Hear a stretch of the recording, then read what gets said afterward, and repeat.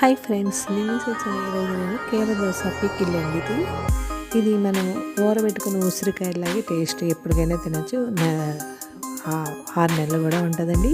ఇప్పుడు మనం ఆ దోసకాయని సన్నగా ఇలా కోసుకోండి. ఇలా కోసుకొని అందులోనే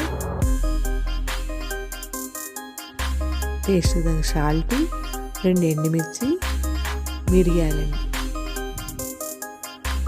వెల్లుల్లిపాయలు ఒలిచేసి చెదగొట్టేసి వేయాలండి. అందులోని కొన్ని మిరియాలు కూడా వేసుకోవాలండి. 1/2 స్పూన్ మిరియాలు వేసుకోండి. నేను ఒకటే కీర దోశ వాడాను, ఎందుకంటే మాకు మామూలుగా ఉంది, మీకు అంటే తెలుస్తుందని వీడియో కానీ మళ్ళీ చేశానండి. అందులోని కొద్దిగా ఇంగు వేసుకోండి. ఇంగు వేసుకొని కొద్దిగా ఇది వెనిగర్ అండి. వెనిగర్ ఒక 1/2 స్పూన్ వేసుకోండి. వేసుకొని బాగా కలిపేసుకోండి. నీళ్ళు నిండుగా వేసుకొని వెనిగర్ ఇలాగ వేసుకోండి. కొద్దిగా 1/2 స్పూన్ వెనిగర్ వేసుకోండి.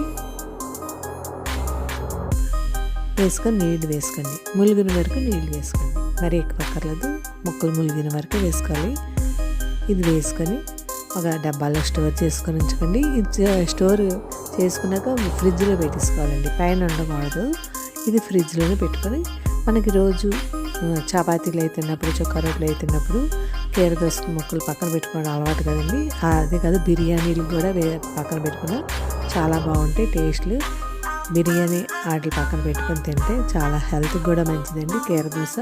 ఈ టేస్ట్ కూడా చాలా బాగుంటుందండి. ఊరి మిరియాల టేస్ట్, వెల్లుల్లిపాయ టేస్ట్ ఇవన్నీ వస్తాయి. Thank you.